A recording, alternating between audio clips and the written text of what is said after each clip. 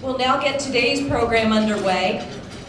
And again, please recognize this program depends very much on the questions that you all raise. So we will come around and pick up the questions as we get to that portion of the program to make sure your issues are all addressed. By way of a little bit of bio, which most of you probably know as well or better than I do, Russ Pry is midway through his second four-year term as executive of Summit County, which was the first county among Ohio's 88 to have a charter form of government. He's a lifelong resident. He was managing partner of Cassidy, News, and Pry, and he was chairman of the Summit County Democratic Party before stepping into this role. In the spirit of the region, he's both a graduate of Kent State, political science grad, and the University of Akron Law School. As county executive, his responsibilities include public safety, community and economic development. And a couple of the primary spots with that was he led the effort to keep Goodyear's global headquarters here and to get Bridgestone to build its new tech center here. Job and Family Services, another key function, Veteran Services, Animal Protection, and by inclination and necessity, collaboration with a lot of other agencies that make Summit County strong. He's also faced some challenges in the past year, one that was predicted, budget shortfalls and their impact on Summit County, and one that came kind of out of nowhere, this thing called Ebola, which we thought was on the other side of the world and suddenly had to be concerned about. Please join me in welcoming Russ Pry.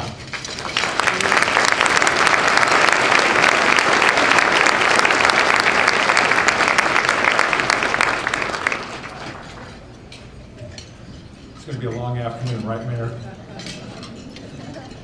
Well, good afternoon, and I want to thank everyone for coming today. And thank you, Schultze, for that kind introduction. And thank you, Akron Press Club, for hosting my 8th State of the County. We have with us today one of the county's finest performing arts programs for youth, YPA, our Youth Excellence Performing Arts Workshop. YPA uses the arts to engage middle and high school students in activities that encourage their talent, grow their skills, and reinforce their self-esteem.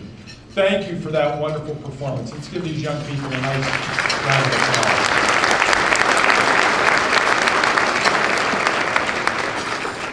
I want to thank Jessica Morgan and Greenleaf Family Center for providing our interpretive services today. Please join me in thanking President Greg Mervis, Director of Food Service, Ron Dorsey, and the entire staff of the Convention and Visitors Bureau and John S. Knight Center. This is a beautiful facility and a real jewel in Akron, and the food is very delicious. Gentlemen, thank you for doing that. And this year, I'm very proud to announce, thanks to Reworks and its director, Yolanda Walker, partnering with the Knight Center staff, this State of the County will be a zero waste event. Over the past 3 years, Reworks has worked with other organizations creating zero waste events across the county, including the Akron Marathon, Goodwill's Taste of Vintage, and the Taste of Hudson. Zero waste is a combination of recycling, composting, and reducing everything used here today rather than sending it to landfills. Thank you, Reworks and the Knight staff, for adding this event to a growing list of environmentally conscious events here in Summit County.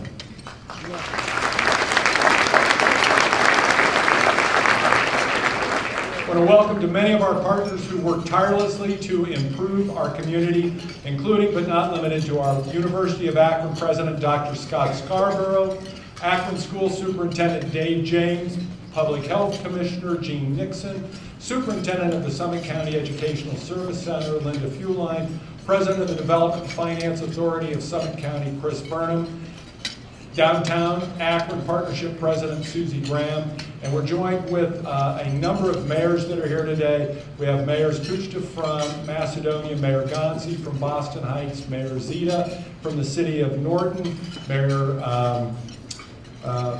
Alonzo from Reminderville, Mayor Kern from Hudson, Mayor Klein from Talmadge, Mayor Prokop from Twinsburg, Mayor Roth from Fairlawn, Mayor Judge from Barberton, Mayor Walters from Cuyahoga Falls, and Mayor Bobby Bashar from the village of Richfield. Thank you all for joining us today.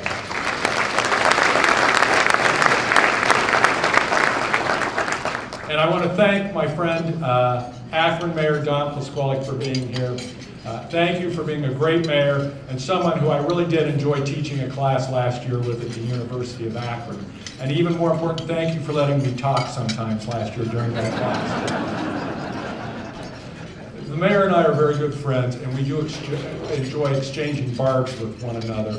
But I have to be very careful this year because his state of the city is next word, and so he will get the last word in this year.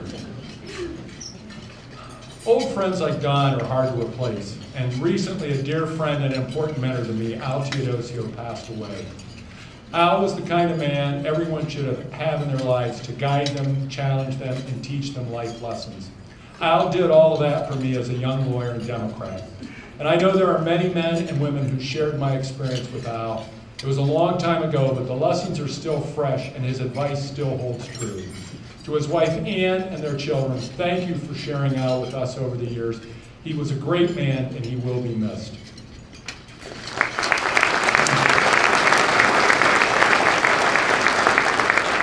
My friends and colleagues on County Council are with us today, and before I introduce them, I want to recognize a former councilman, Danny Congrove, who also recently passed away.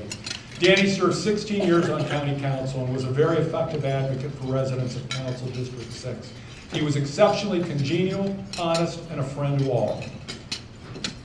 Here with us today are our County Council President Eileen Shapiro, Vice President Sandra Kerr, and Council members Frank Communal, Tim Crawford, John Donofrio, Jerry Feeman, Nick Costanderas, Tamara Lee, Paul Prentice, Gloria Rogers, and John Schmidt. Thank you for your service to this county.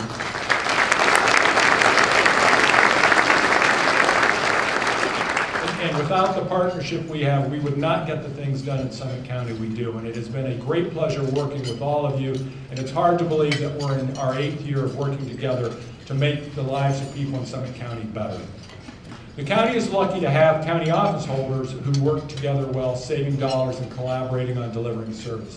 And with us here today are our Clerk of Courts, Dan Horrigan, Fiscal Officer, Kristen Scalise, Sheriff Steve Berry, Engineer Al Brubaker, and Prosecutor Sherry Bevan Walsh. I want to thank all of you for what you do to help those who live in Summit County. Thank you.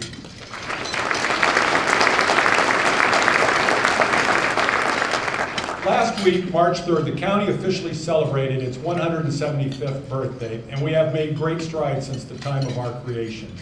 While Ohio was founded in 1803, Summit County was not one of the original counties. Instead, it took 37 years, a powerful and wealthy man in Colonel Simon Perkins, and portions of land from Medina, Stark, and Portage counties to create Summit County. It also took 4 days by stagecoach for Good News to travel from Columbus to Akron. Can you imagine that? Life was certainly different without Facebook and Twitter. This past year, our 175th was certainly an eventful one. We had many great successes, overcame many difficulties, and encountered some new challenges along the way. No matter what the circumstances, we worked together as a community, which is certainly the hallmark of what Summit County has become. In 2014, we had 2 big events that made national and international news here in Summit County. The first was the huge success of Gay Games 9, with many of the events, including softball, golf, soccer, the marathon, track and field, being held right here at our community facilities. Northeast Ohio lived up to everything a host community should be. Gay Games 9 was a great success, and in fact, it was the most financially successful Gay Games in its 32-year history. Following the Gay Games, 2 economic professors from my alma mater, Kent State, calculated that Gay Games 9 brought over $52 million into our local economy. And it's not every day that we are able to collaborate with our neighboring communities to bring that kind of impact into Northeast Ohio. And we were able to collectively ensure that the athletic and social events that made up the games went off without a hitch. But most importantly, Gay Games 9 showcased Summit County and Northeast Ohio for what we truly are: respectful, accepting, and cohesive. A true community that welcomes everyone, regardless of who they are or where they are from, with open arms.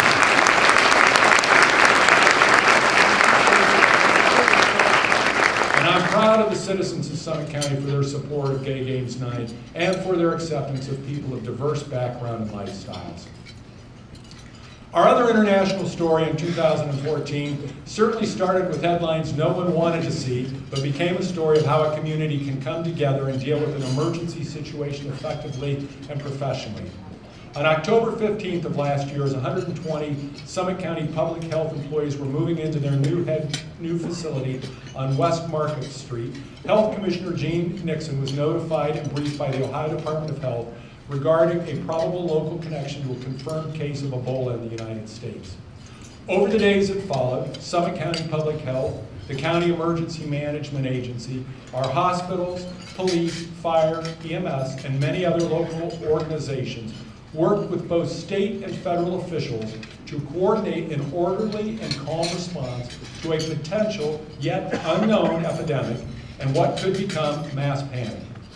Through 9 media briefings to local, national, and international outlets, 20 media releases, and 12,000 calls to our emergency call center, we remained calm, dealt with fact and not rumors, and kept the public informed with credible and reliable information. And at the beginning of every press briefing, Dr. Margot Irby from the Health Department reiterated, there is no Ebola in Akron. Ultimately, as the few weeks of potential danger passed, it became evident that Ebola was indeed not in Akron. What we immediately learned was that while we were never in harm's way from the Ebola virus, the real potential threat was public panic if the situation was not properly controlled. Luckily, all of our emergency and health organizations worked together to minimize public concern and to keep the public confident that we were effectively and properly handling the issue. Let's give a big hand to Dr. Margot Irby, Gene Nixon, Don Scola, Commander Conway, and everyone else involved in keeping the public calm and keeping us safe. Thank you. And if you see Val DeRose, everybody wish her a happy birthday because it's her birthday today. She's going to kill me for saying this. So, fortunately, in Summit County, we have plenty of good news that doesn't make headlines in other states and other countries. But it's nonetheless important to improving the quality of life of our citizens here at home. In 2014, the county's Department of Community and Economic Development made several investments in growing local businesses and creating jobs for our residents. Through our newly created revolving loan fund, which provides microloans to new or growing small businesses, we were able to fund 2 projects at $50,000 each, which will create jobs for low to moderate income individuals in the county.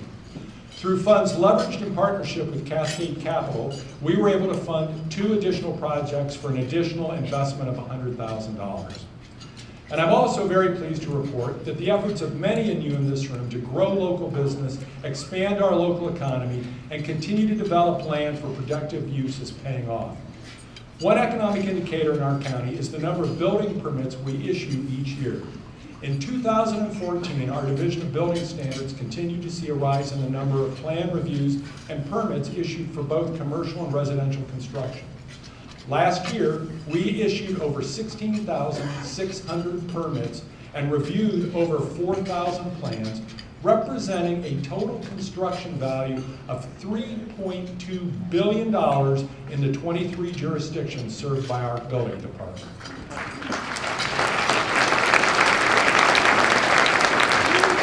Additionally, we are continuing to expand development by strategically developing sewer infrastructure that is critical for business growth in this day and age. 175 years ago, as America progressed through the Industrial Revolution, not too many people were concerned with some of the environmental and health effects of the emerging industrial economy. Today, however, we place a high priority on ensuring that commercial and industrial growth is accomplished in a safe, healthy, and environmentally friendly manner. As a result, sanitary sewers have become a critical component of keeping, attracting, and growing businesses in our county. For that reason, the county is making strategic sewer investments in areas that are likely to spur development and create new jobs for the citizens of Summit County. We partnered with Mayor Dick Norton, the City of Greene, the Summit County Development and Finance Authority, and the board of the Akron-Canton Airport to complete Phase 3 of Port Greene at CAK International Business Park. The county contributed nearly $500,000 for the sanitary sewer improvements for Phase 3, which will provide an additional 140 acres of buildable commercial and industrial land, nearly doubling the size of the existing commercial park. The potential impact of Phase 3 is the creation of 1,000 jobs, which will result in $30 million in annual payroll and investments in personal property of $20 million and real property of $45 million. In all, the 3 phases of the CAK International Business Park encompasses more than 316 acres of land, zoned for industrial and commercial use.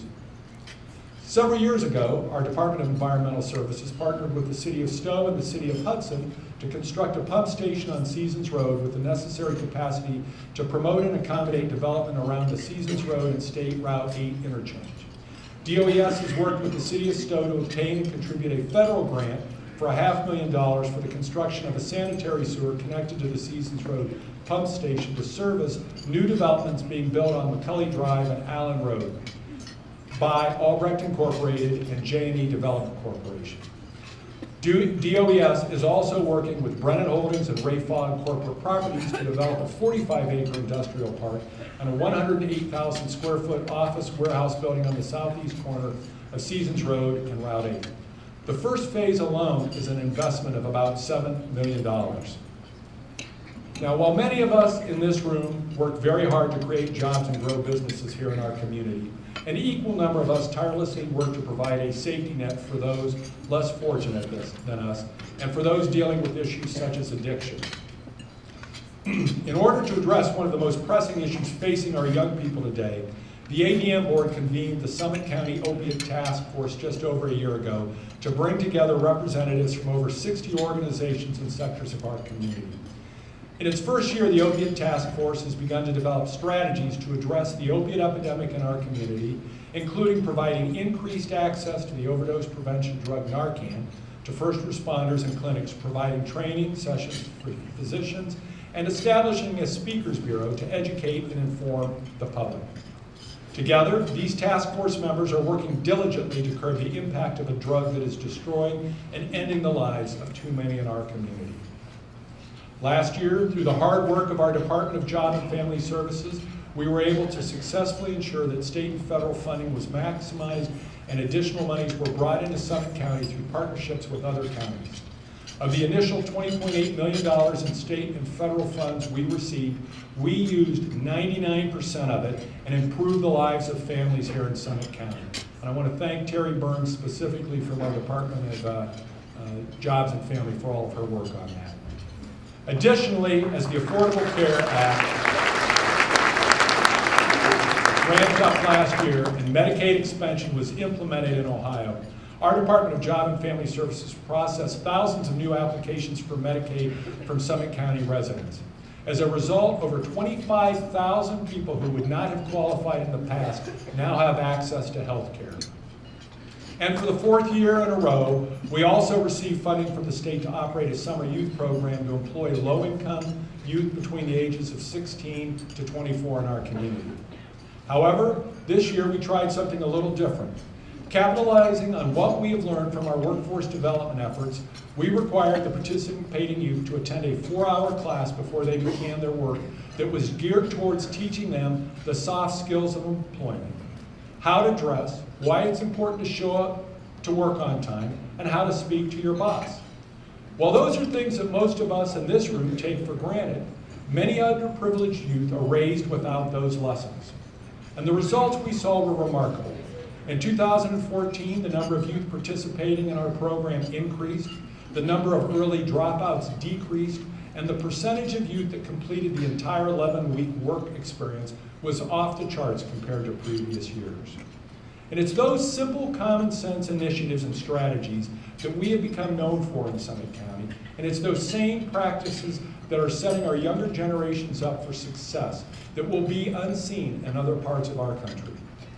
However, integrating soft skills education into our summer youth employment program is simply the latest example of some of the most critical work we undertake, creating an educational, housing, and services environment that will move thousands of underprivileged youth out of generational poverty.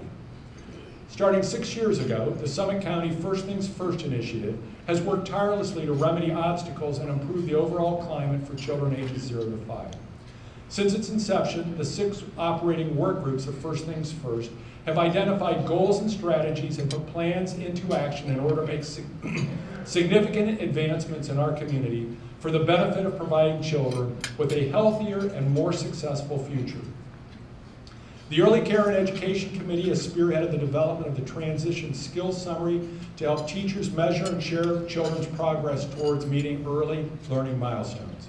The Summit County Maternal Depression Network, the newest work group, has established a strong collaboration of providers and community partners working together to minimize the negative impact of maternal depression in our community by linking mothers and mothers-to-be directly to services and support groups. The Family Support Committee has sponsored a series of training events on an array of topics ranging from cultural competency to the effects of trauma on early childhood, and has trained nearly 350 of our frontline staff and home visitors working directly with our community's families. The Health and Behavioral Health Committee will be hosting the first of a series of community baby showers that will provide expecting mothers with direct access to community resources related to health and behavioral health of children. And the Special Needs and an Early Intervention Work Group will continue its community development project to increase the number of developmental screenings for children. In addition, each group continues to establish action plans to address the gaps identified by newly realigned performance indicators. Now, as many of you know, our efforts to improve the lives of our youth are highlighted by our flagship event, Summit for Kids. Last year, we celebrated our 5th year of Summit for Kids, and this year's event is shaping up to be bigger than ever. And we've grown beyond this event to designate all of August to Summit Kids Month, which was created to bring awareness to the importance of child health and education programming. This year, we will have even more reading festivals, health clinics, and fun opportunities, not just for the kids, but the entire family. And I want to thank Kevin Thompson and Jen Fox from PNC Bank for once again being the title sponsor for Summit Kids. And I would like to give special recognition to the United Way and its president, Bob Kalinsky, for serving as the fiscal agent for these endeavors. Thank you all for that.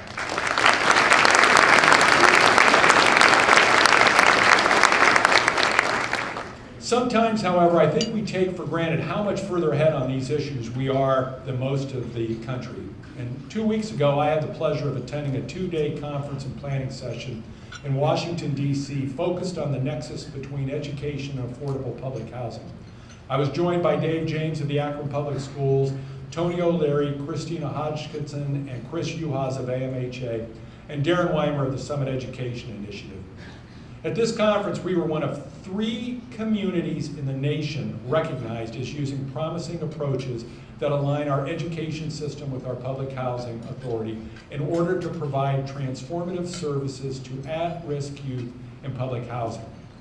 At the conference, it became evident that while other communities were still having difficulty in laying the first bricks towards transformative change, and were struggling with issues such as how to even share data between partners, that Summit County was a national leader in integrating education and public housing. These are the programs that we strive for in Summit County, to not just have immediate success, but to have long-standing effect and change in our community. And I want to thank everyone at AMHA, Akron Public Schools, and the Summit Education for being true pioneers for our children and families.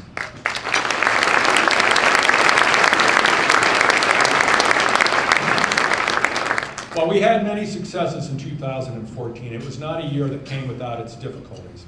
As I've stood before you and said many times in the past, the effects of the recession, coupled with the governor's shifting of revenue from local governments to the state's coffers, has substantially hamstrung our ability to provide services and grow our county.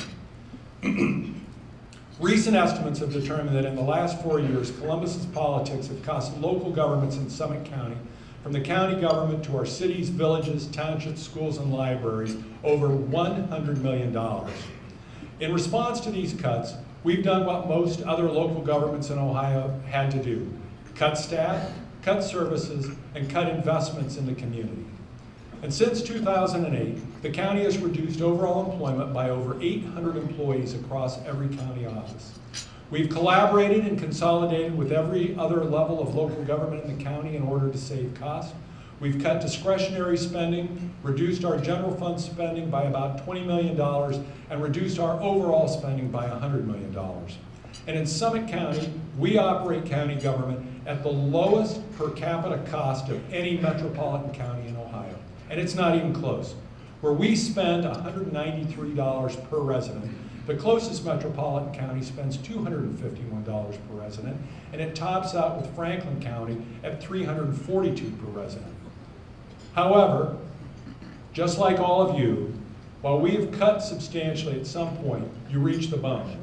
And as a result, my administration and the members of County Council, both Democrats and Republicans, determined that it was necessary to ask the voters of Summit County for a 0.25% increase in the county sales tax. And I believe our community partners and volunteers did an outstanding job of getting out the message. Hundreds of volunteers worked hard, and we all wanted to see Issue 12 pass. And I'd like to thank everyone who played a role in this effort, especially Boger, Markey, and Fedorovich, a local accounting and advisory firm. Rick Fedorovich and Caitlin Lucas served as our treasurers, and I'd like to thank both of them for everything they did to manage the funds for such an important campaign. Rick and Caitlin, thank you.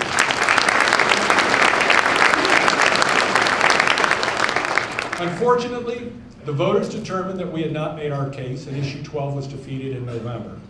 And while I, the members of council, and the other county office holders certainly respect the will of the voters, let me assure you that the needs that caused us to seek the sales tax were and certainly remain real and serious. Those basic needs, capital improvements, the safe and orderly operation of the county jail, and a communication system that is critical for first responders to arrive in a timely and a reliable fashion are basic functions of government and should be supported regardless of political affiliation.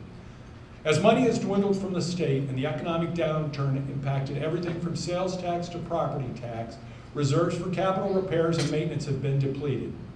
These reserves once funded necessary and critical projects to keep the county's buildings safe and operating functionally and efficiently. However, we now have less than $1 million to maintain dozens of buildings, jails, juvenile detention centers, and courts, buildings that are vital parts of our public safety infrastructure. For now, we are left patching and plugging rather than making the proper and necessary repairs to keep these buildings from deteriorating into disrepair. Similarly, as our annual operating reserve has been hit time and time again, it has been increasingly difficult to fully fund operations at the Summit County Jail. The Sheriff's Office represents about 30% of the county's general fund budget, and the jail is the largest portion of the Sheriff's budget. As the revenue has dried up and we have been forced to make cuts, we have prioritized to make sure that the cuts have been fewer in our public safety operations. Even still, the cuts to the jail budget, decreased staffing, and with the failure of Issue 12, the sheriff ultimately has had to close a pod of the jail. The most devastating impact of the failure of Issue 12, however, is the lost potential to fund millions of dollars of critical and mandatory upgrades to our 800 megahertz emergency radio system. Currently, we have 42 cities, villages, township, police departments, fire departments, and other organizations on our radio system. We maintained almost 6,300 active radios using over 24,000 hours of airtime and processing over 8 million calls in 2014 alone. We also supply 141 school buildings with emergency radios to protect our school children in the event of an emergency. And these radios provide a seamless and instant form of communication to and between our frontline emergency personnel. And without these radios, our ability to respond to emergency calls timely and reliably is gone. And I'd like to put into perspective for everyone here how important these radios are and the potential consequences if we are not able to upgrade and maintain our system. On Tuesday, January 13th, 2015, AT&T suffered a critical failure in its infrastructure here in Summit County. And as a result, hundreds of thousands of Summit County residents and businesses lost cellular, traditional landline, internet, and networking capability. Simply put, that single failure wiped out for a period of time the main methods used by many of us to communicate. So how did our police, firefighters, EMS professionals, hospitals, and others communicate with each other during this outage? By using our 800 megahertz radios.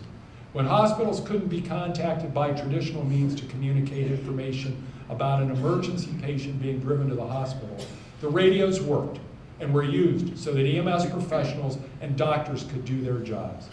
And I'll be very frank with you, the night of January 13 was my most fearful night as the Summit County executive. For hours, most of the county could not communicate. The AT&T lines that allowed 911 calls to come in were not operational, and we were not getting the best information as either the cause of or how long the interruption would last. Thankfully, during that time, our first responders were able to continue to communicate with each other. And while our needs remain after the failure of Issue 12, and revenue is nowhere what we used to see in the past, we were able to see a glimmer of hope financially towards the end of 2014.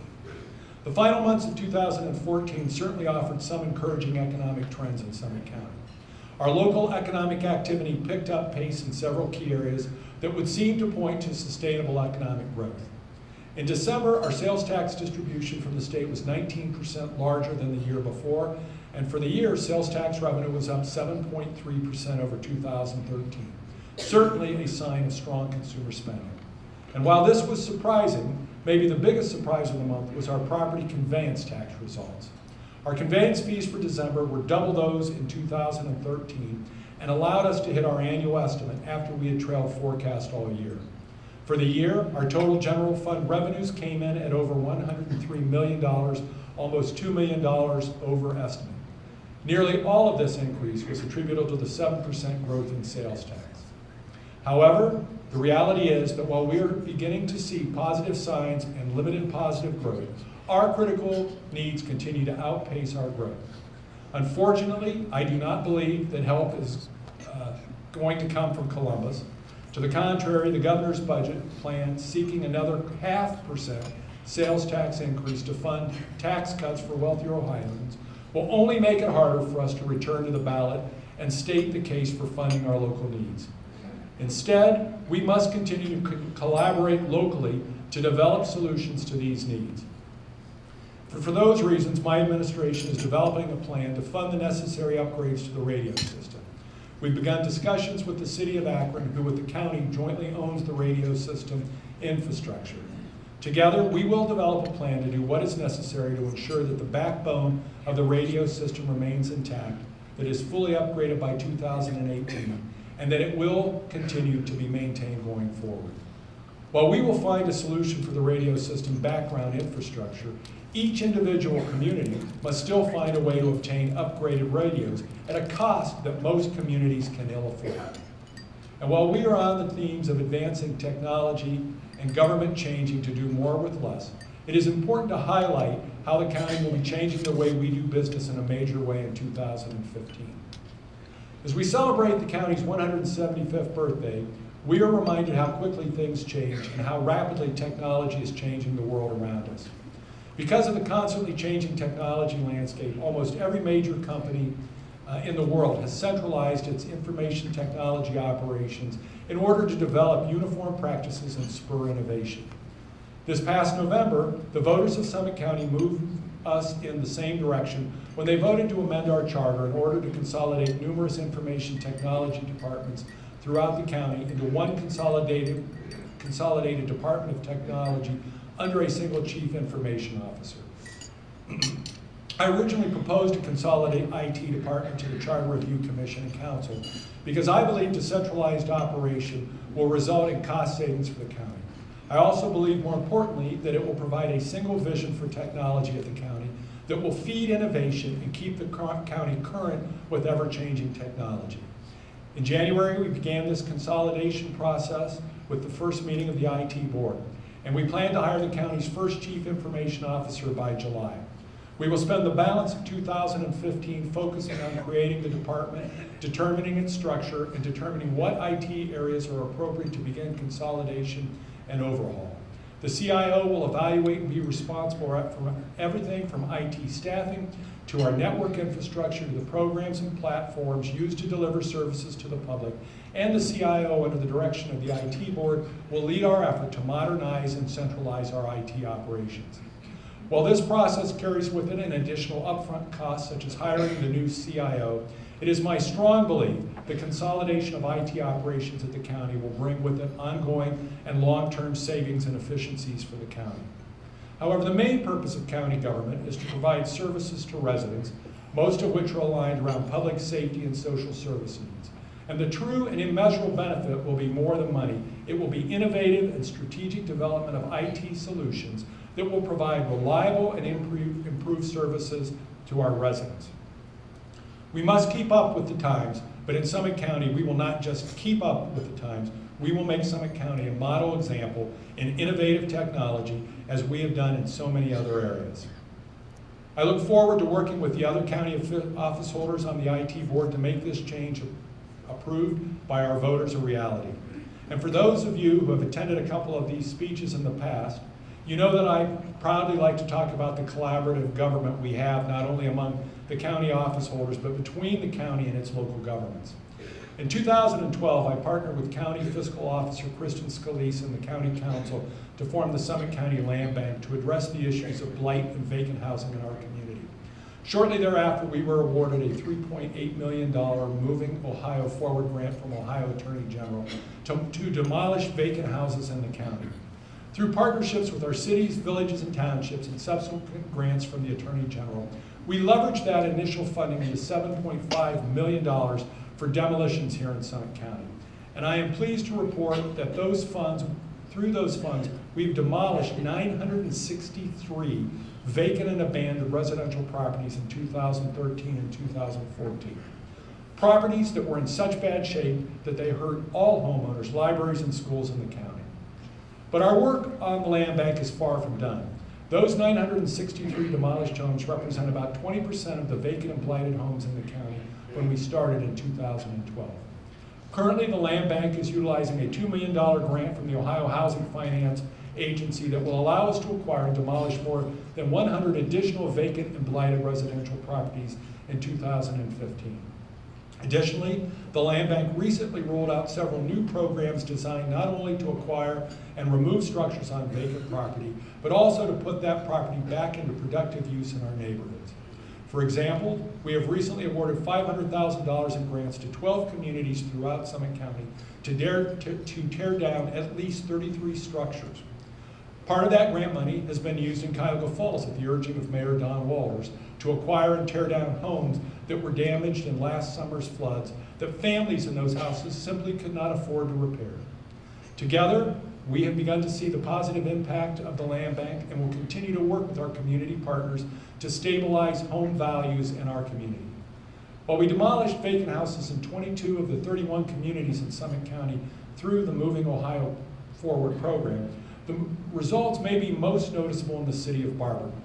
And I'd like to commend Mayor Bill Judge and his staff for jumping into the demolition program with both feet and maximizing the impact that these dollars have had in the city of Barberton.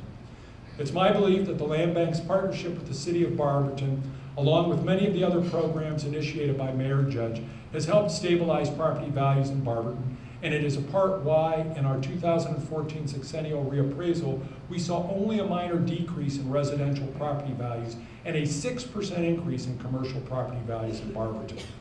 As the Land Bank continues its work in 2015, our goal is to continue to stabilize and improve property values throughout the county and to restore the value of our residents' most important asset, their homes. But we won't be stopping in 2015 with simply transforming our residential neighborhoods. In 2015, we will be taking major steps at the county to not just assist with redevelopment of an important commercial area, we will actually become a main tenant in a major redevelopment project.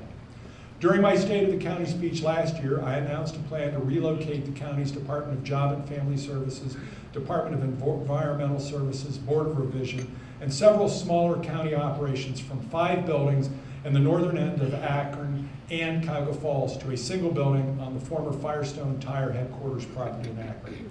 At the time, I explained that this relocation was necessary due to the age of the buildings we currently occupy, to improve operational efficiencies and cost savings by consolidating buildings and to provide adequate parking for clients and staff, which are currently lacking. And I'm pleased to announce today that since last year's speech, County Council has approved the relocation, We've entered into leases with our new landlord, and construction on the facility began last month. The construction of our new offices, which will be located at 1180 South Main Street in Akron, will continue throughout this year. We anticipate that construction on this new $20 million facility will be completed by the end of this year, and when I'm back on this stage next year, we will be open for business. Like so many other projects in Summit County, this project is possible because of a partnership between the county, our landlord, Amerimar Realty, architect Saul Harris Day, builder Welty Construction Company, and real estate broker Robert Cooper. Together, we are building a facility that will improve service delivery to our residents and clients, including something as simple as providing free on-site parking for individuals seeking benefits during times of need. And I encourage all of you to watch the progress at 1180 South Main Street, and I look forward to being with many of you in a little less than a year when we open the new facility for the first time to the public. Creating jobs has always been my #1 priority since becoming executive, and it still is today. Last year, I convened the Summit Talent Steering Committee to focus on workforce development. And I want to thank Chris Thompson from the Fund for Our Economic Future, Christine Mayer and Kirsten Toth from the GAR Foundation, Donna Seja and Nicole Booker from United Way, Para Jones, president of Stark State, Eileen Shapiro, president of Summit County Council, Darren Weimer from SEI, and members of my staff, and our consultant, Pete Carlson, for the time and effort to work on this important project. The goal is to develop a more systemic approach to talent development, capable of meeting the talent needs of businesses and residents in Summit County. This system will be driven by reliable information about where jobs are and what skills they require that is capable of meeting the immediate skill needs of area employers. Over the next year, the goal is to create a workforce intermediary modeled after the Summit Education Initiative to gather, generate, and communicate reliable and timely information about local labor supply and demand, to identify the biggest workforce challenges facing the county, to facilitate collaborations to address those challenges, and track those efforts to see if they do make a difference. Team NEO has agreed to work with this initiative and provide data analysis. The Greater Akron Chamber will play an important role in its business visitation program and the information that is collected for Executive Pulse. Meetings have already begun in organizing a manufacturing companies work group, and I'd like to thank Sue Lacey of the Fund for Our Economic Future, manager of Growth and Opportunity Akron, for all of her hard work in organizing the manufacturing companies. It is my hope that this collaboration of business, educational, philanthropic, and government partners will produce a demand-driven talent system that will help meet the business needs of today and prepare Summit County residents for the jobs of the future. In the past, the county has been a leader in developing collaborative government that saves taxpayer dollars. Way before we were told by the Senate to be more innovative, we consolidated building departments, weights and measures, operations, office services, and began a regionalized health insurance and employee assistance model for smaller local governments. Today, 4 communities in Summit County, Macedonia, Mogador, Sagamore Hills Township, and Peninsula, all use the county to procure health insurance for their employees. Additionally, our employee assistance program has been joined by several municipalities and townships in Summit County, the Lake County government, and was recently joined by the city of Cleveland Heights. And now it's time to expand these efforts even further. As we are seeing larger hospital systems move into Summit County through acquisitions of interest in SUMA and Akron General, the buying power that we previously enjoyed will begin to diminish when compared to the size of these large systems. The end result, if we do nothing, will be higher employee health costs, which will further burden our already strained financial picture. For these reasons, I plan to spearhead an effort to expand our regionalized health insurance program beyond our borders and to partner with municipalities, townships, and even county governments in order to create a truly regional health insurance purchasing consortium. Currently, Cuyahoga, Lake, and Lorain counties also operate some form of regionalized health insurance program, and the time has come for us to explore whether those regionalized programs can be further joined together into a single regional program, providing insurance to a large number of public sector employees. Preliminary estimates from the county's health insurance consultant, Employee Benefits International, have indicated that under such a model, local governments could realize administrative savings of 25 to 30%, insurance savings of 30 to 35%, and savings on claims of 15 to 20%. In fact, preliminary estimates indicate that local governments could collectively save $15 to $20 million per year. In the coming months, I plan to reach out to the leaders in our surrounding counties in order to further the preliminary discussions on this issue that has already begun. And while we have yet to determine the exact model this regionalized effort will take, whether it be a council of governments or some other mechanism, the economics remain the same. As the healthcare sector continues to consolidate into fewer and more powerful hands, we must also act in order to keep our costs low and leave as much money as possible for serving as our residents. In closing, I want to recognize and thank the 2,900 men and women who work for the county. Most have added responsibilities, more projects, and less staff. They are generous and giving community partners. Our Change for Change program exceeded $60,000 last month, and that's a lot of change for charities. Our United Way giving is impressive across the board. Many offices adopt a family during the holiday season, and I am proud the Executive's Office provided a wonderful Christmas last year for a single mother and their 2 children. Our county employees participated in and contributed to over 30 local nonprofits, donated generously to the Stand Down for Homeless Veterans, and our employees send care package to soldiers 3 times a year. And once again last year, Summit County employees beat the City of Akron employees in the food bank challenge.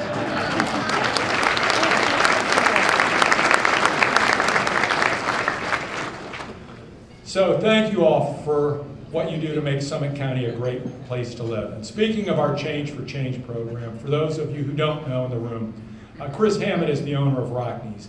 And Chris has been dealt a bad blow. He's been diagnosed with pancreatic cancer. On your table are information about an upcoming event that will be held for Chris on March 22nd. And it will be from 3 p.m. to 7 p.m. at Tangiers. And so I invite you all to attend. Chris is a great community member, a strong man of faith, and a dear friend. And any good thoughts you can send to Chris Hammond and his family would be much appreciated. The County of Summit has survived much over the past 175 years, including the flood of 1913, which destroyed the canals and is still considered the largest natural disaster in Ohio history. We have watched our rubber industry disappear, witnessed Buchtel College grow into the large and well-respected University of Akron, and embraced polymers, rubber ducks, and zips. Pretty Boy Floyd was arrested here, Sojourner Truth gave an impactful speech here, and John Brown built a railroad here. Dr. Bob Smith and Bill Wilson created a program that saves lives every single day. James Ingram, the Black Keys, Devo, and Chrissy Hine sing about our town's past, and all is well in the present, now that LeBron is home. Summit County has a rich history and a bright future. The state of Summit County is good. We've survived 175 years. We're doing more with less, sharing our resources, creating opportunity, and helping those in need. And hopefully, in 25 years, we will all be together celebrating our bicentennial. Thank you.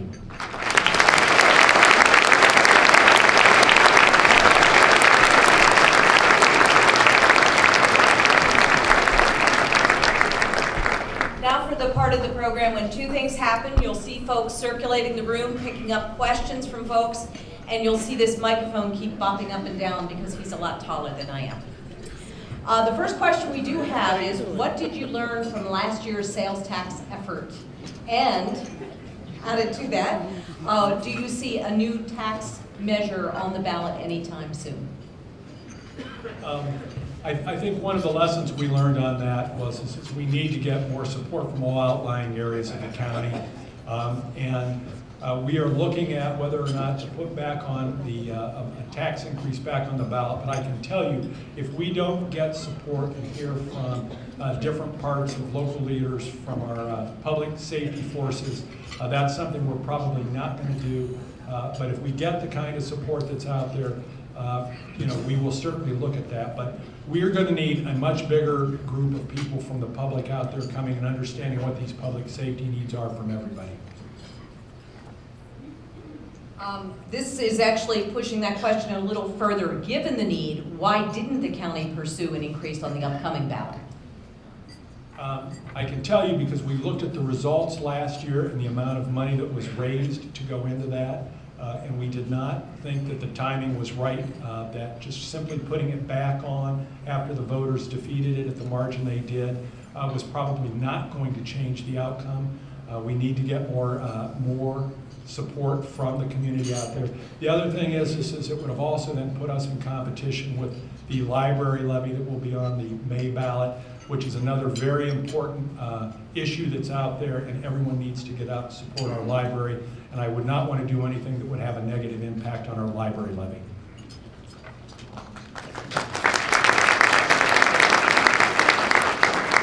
How will the new workforce initiative differ from the goals of Summit Workforce Solutions? I think what we're looking at is that the Summit Workforce Solutions has been around for a period of time. We're in the process of looking at some of the lessons that were there, and we want to redefine part of what those goals are. People talk about Summit Education Initiative, and it was around for 16 years, and it went through a number of transformative changes, just as the workforce issues have. And we're hoping this time that we're going to get a workforce system that will engage more companies and employers in the process. I can do everything as a government to stand up here and say I'd like employers to hire more people. I don't have the jobs. The companies and employers have the jobs, and we need to make sure that they are a part of the solution, and we need to make sure we do what we can to have them buy in. How do you make the needs of counties like Summit and other local governments relevant to Columbus? Any other mayors or anybody want to take this one? It's a good question because, I think we've met with them, we've told them, we've explained the things time and time again. You almost get the feeling that people in Columbus don't care about the major cities in this state. And the cuts that continue to come down on us, it just continues to be something that you scratch your head at when you're either in Don's place or my place about, here are these important economic engines in these large cities, yet there does not seem to be a lot of concern about how they grow. It's more about cut, cut, cut. And again, you can only cut so far. That's all there is to it. People are going to leave here today, and then they're all going to call people out there and say, hey, there's potholes in the roads. No kidding, we're in Northeast Ohio. And it costs money to do all of these things. But it's how do you get the people down there to come to the cities to take a look? I know that our county council, we've got a meeting scheduled with some of the legislators coming up to try and make the case, but we'll see whether that has any change or not. How's the effort with the Norton-Barberton sewers going? Great. Well, I don't want to say anything to screw that up.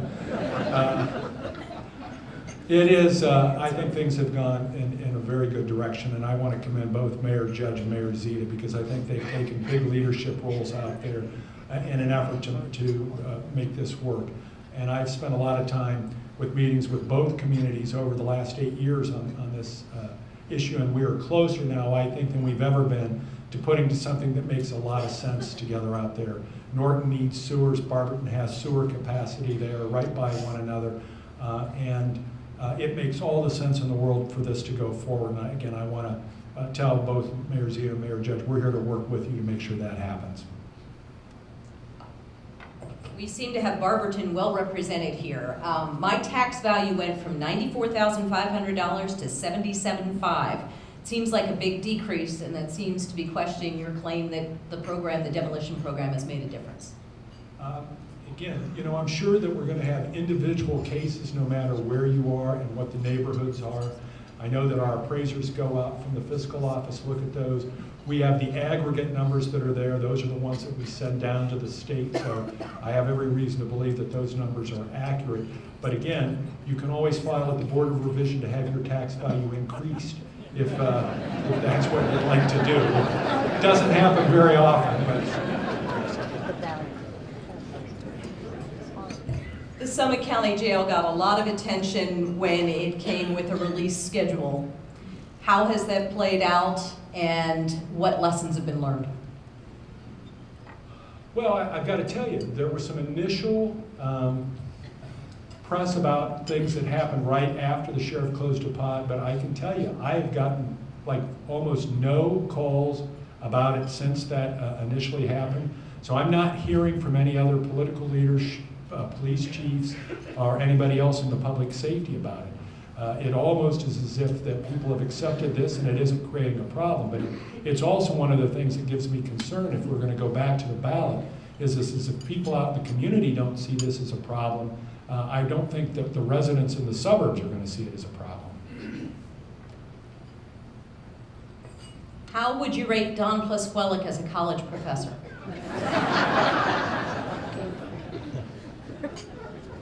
Since he has the last word next week, outstanding. And the last question, if the University of Akron changes its name, do you have any druthers?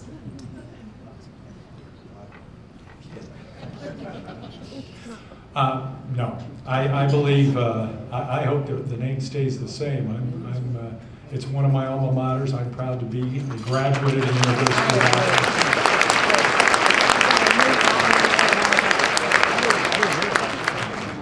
So it's one that history, let's try and keep that the same. So thanks, everybody. Thank you very much. And thank all of you for attending and for your interest, and see you next year.